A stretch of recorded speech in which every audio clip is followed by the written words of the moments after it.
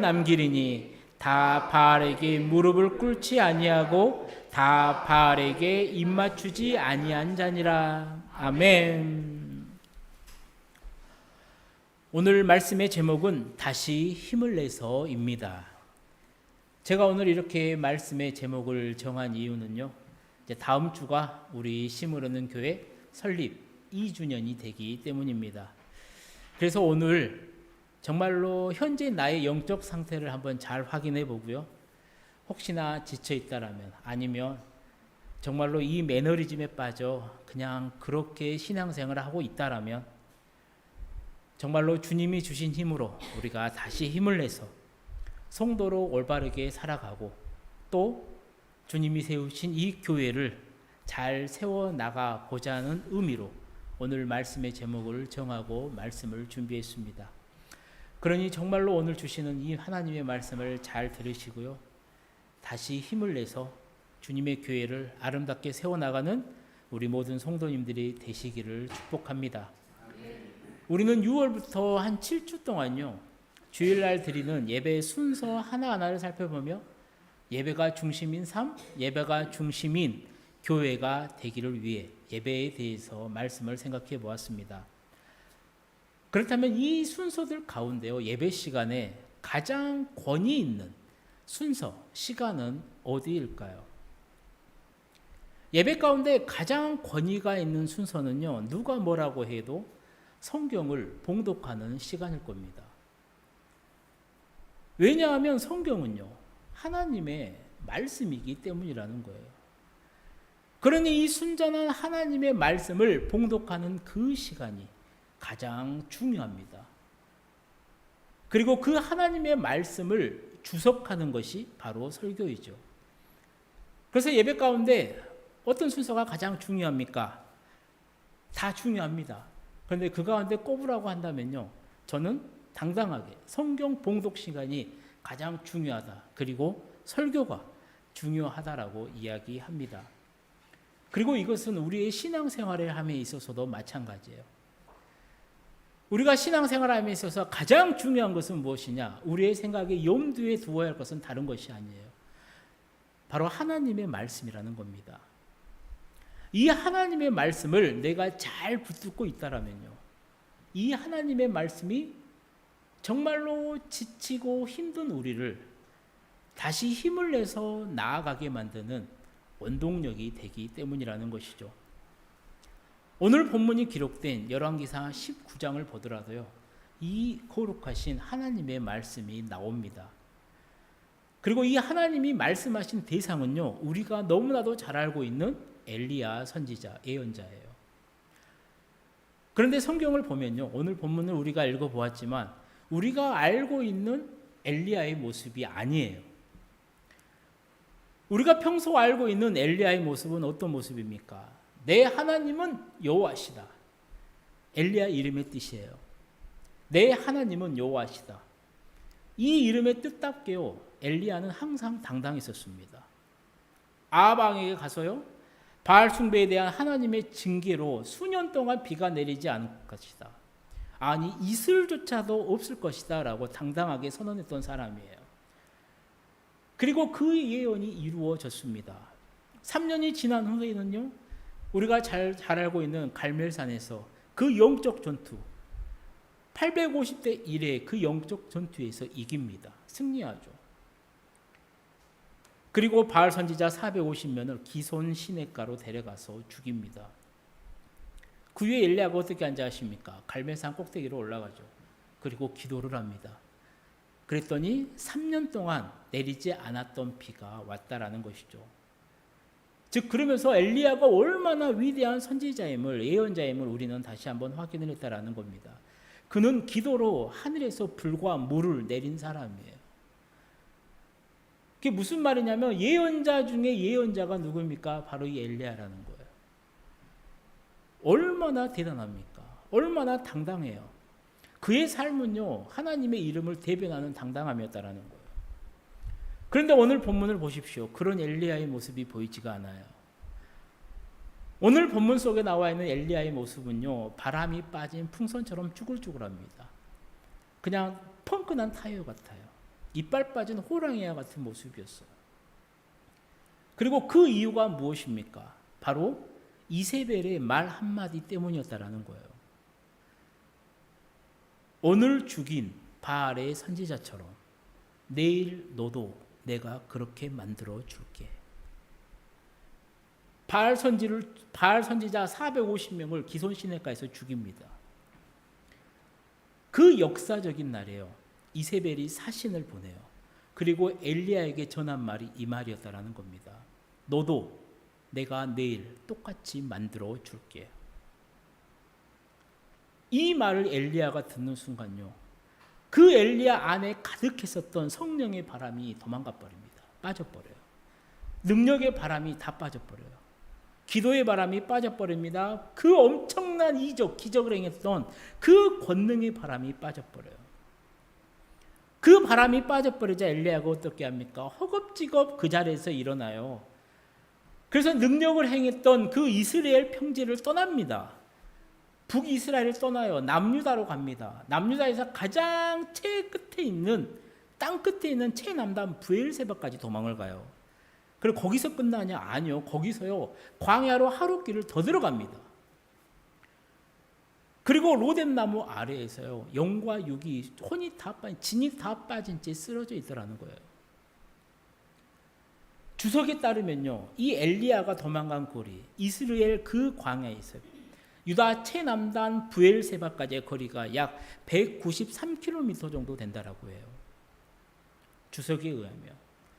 즉, 예언자 중에 예언자, 당대 가장 위대했던 하나님의 종, 이 엘리야가요, 지금 자신의 목숨 하나 부지하려고 무려 193km를 도망치듯 내려갔다라는 겁니다.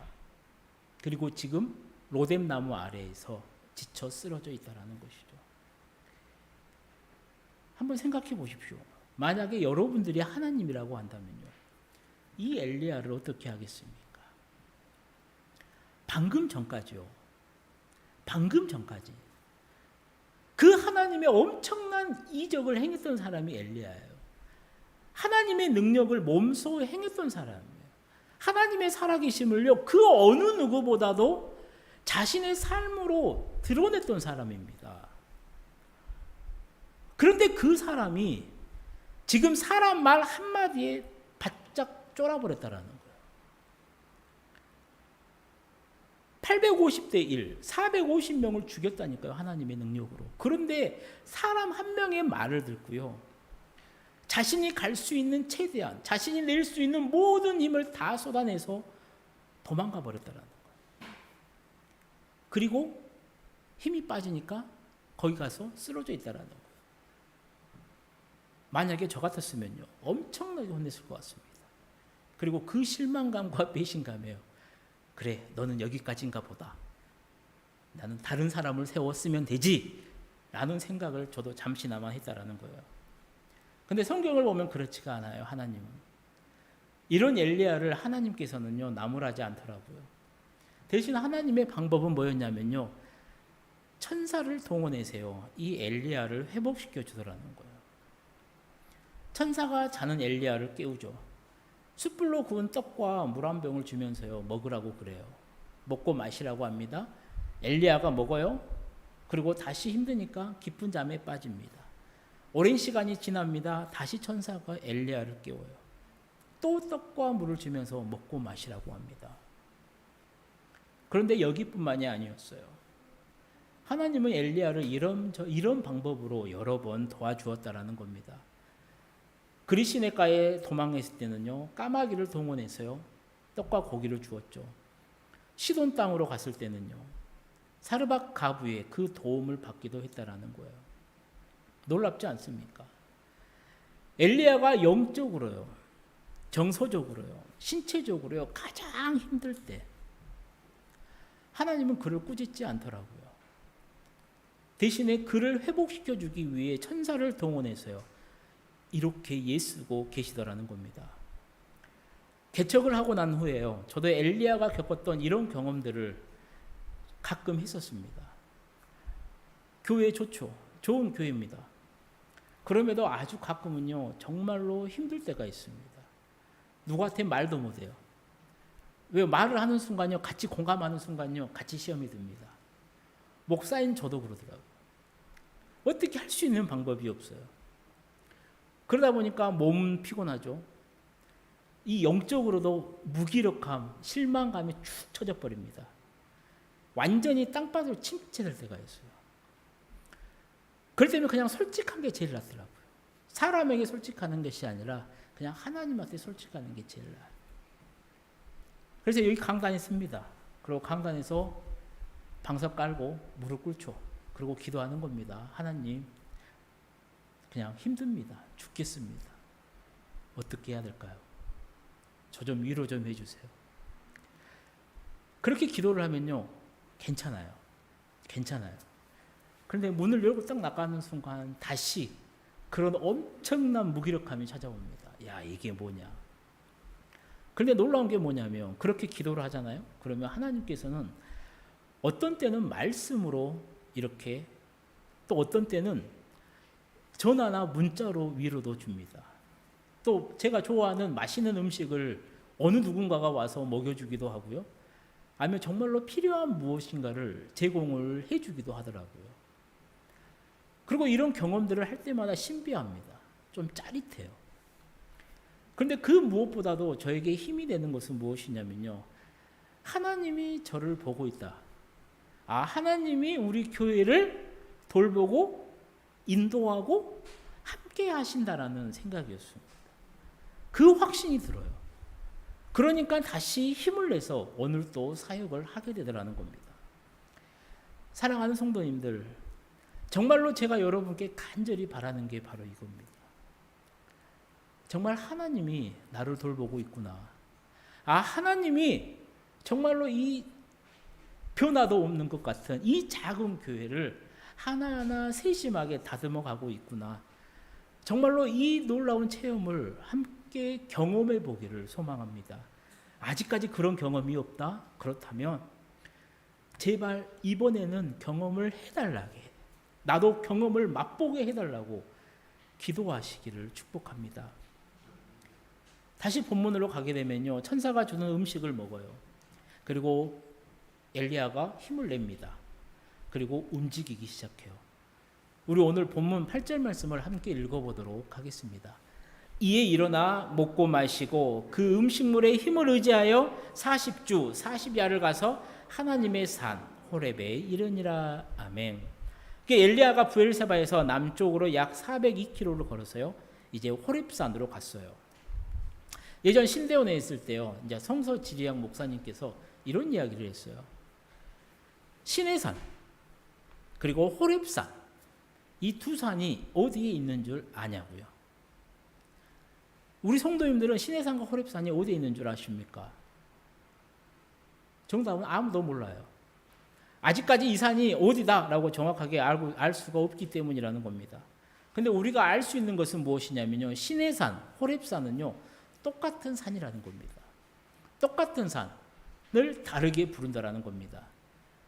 연세대학교의 어느 교수님에 따르면 시내산은 이 산악 전체를 이루는 말이고요, 호렙산은 산의 정상을 가리킨다라고 추정도 합니다. 이야기도 해요. 또 전승에 따르면은 시내산은 남유다 왕국의 전승을, 호렙산은 북이스라엘의 전승을 따랐다라는 거예요. 즉 백두산을 우리는 백두산으로, 그 다음에 중국은 장백산으로 부르는 것 같다라는 겁니다. 그런데 이것은 그냥 그런갑다 하더라도 성경적으로 봤을 때는 이게 좀 중요해요.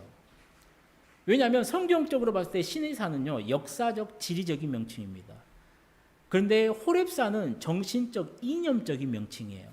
즉 하나님을 만나서 새로운 일을 시작하는 장소가 어디냐면 호렙이라는 거, 호렙산이라는 거예요.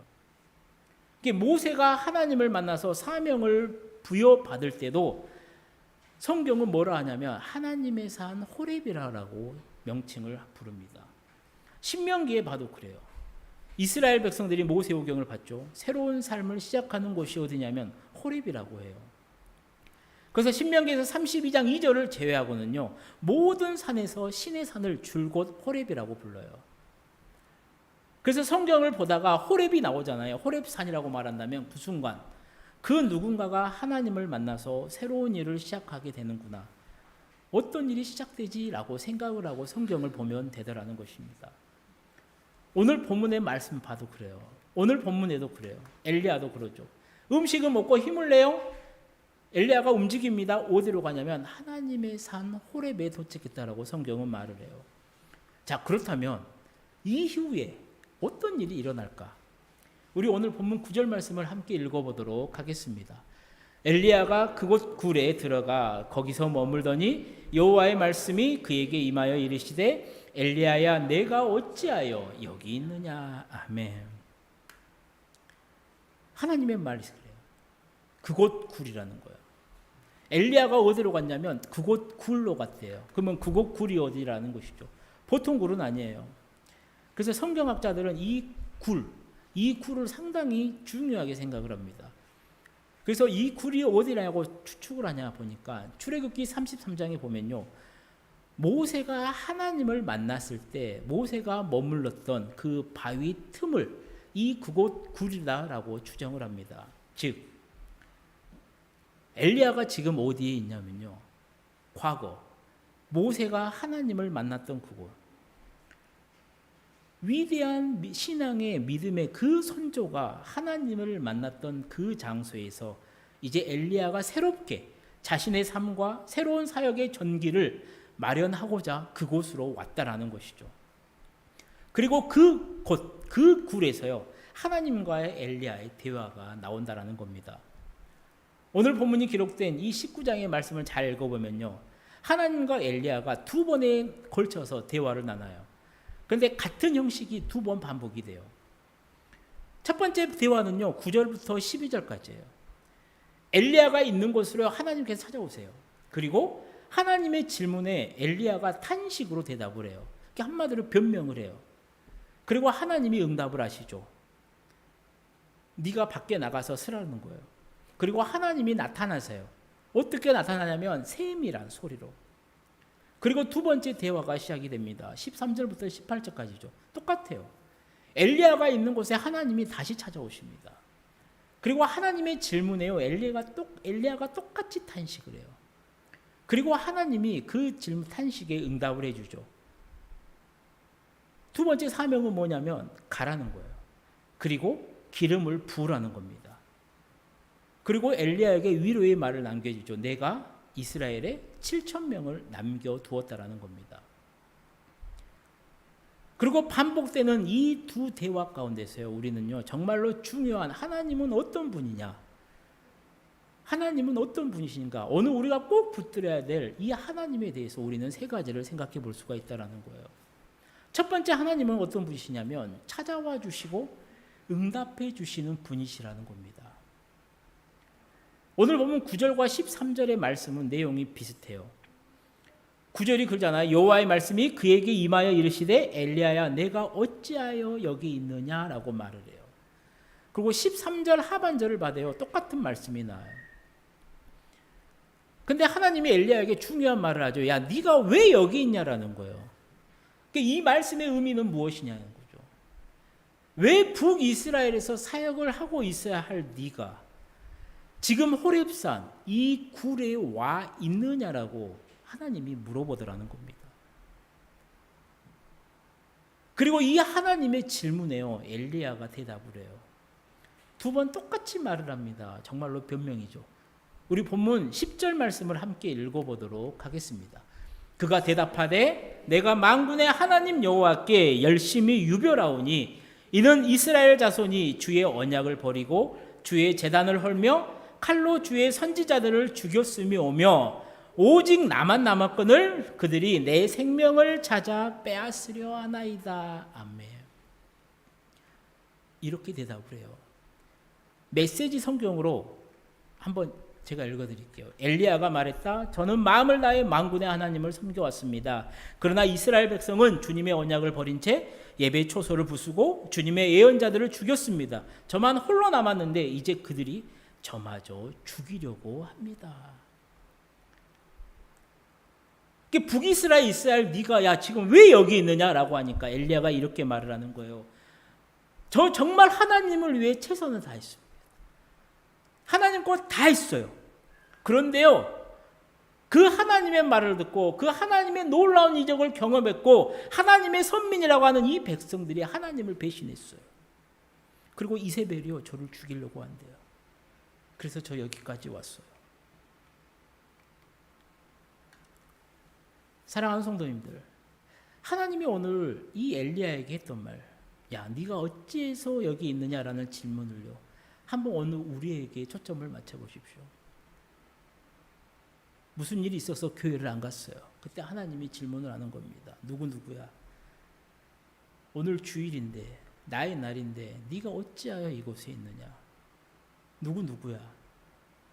네 직분이 무엇인데 직분과 사명은 감당하지 않고 여기 있느냐? 이렇게 물으실 때요, 여러분은 어떻게 하나님께 대답하시겠습니까? 생각해 보시기 바라요. 아마 우리의 대답도 똑같을 겁니다. 우리의 사정을 이야기할 거예요. 엘리야와 똑같을 겁니다. 근데 우리가 기억해야 될 사실은 무엇이냐면요, 하나님은 우리를 찾아오시고요, 우리에게 응답을 해 주신다라는 분이시라는 겁니다. 두 번째, 하나님은 어떤 분이냐면요, 만남을 통해서 새로운 사명을 주시는 분이라는 거예요. 하나님이 엘리야와 첫 번째 대화에서 하나의 사명을 줘요. 그 사명이 뭐냐면요, 여호와께서 이르시되 너는 나가서 여호와 앞에서 산에 서라라는 거예요. 이게 무슨 말이에요? 굴 안에 있지 말라는 거예요. 지금 엘리야가 그 굴에 들어갔는데 그 굴에 있지 말라는 거예요. 굴 밖으로 나오라는 거예요.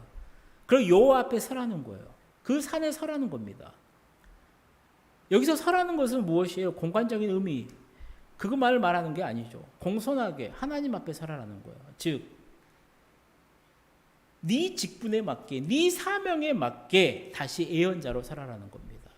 하나님을 섬기는 자로 다시 서라라는 거예요. 그래서 나갑니다. 하나님의 말씀에 엘리야가 나가요. 그리고 하나님이 지나가세요. 엄청난 이적들이 나요. 돌풍도 불고요, 막 하늘이 갈려지고 엄청난 소리도 나고요, 지진도 나고요, 바람도 불어나갑니다. 그런데 거기에 하나님이 계시지 않아요. 근데 다 지나간 후에 세미한 음성이 들리더라는 겁니다. 원문으로 따지면 그냥 속삭이는 소리예요.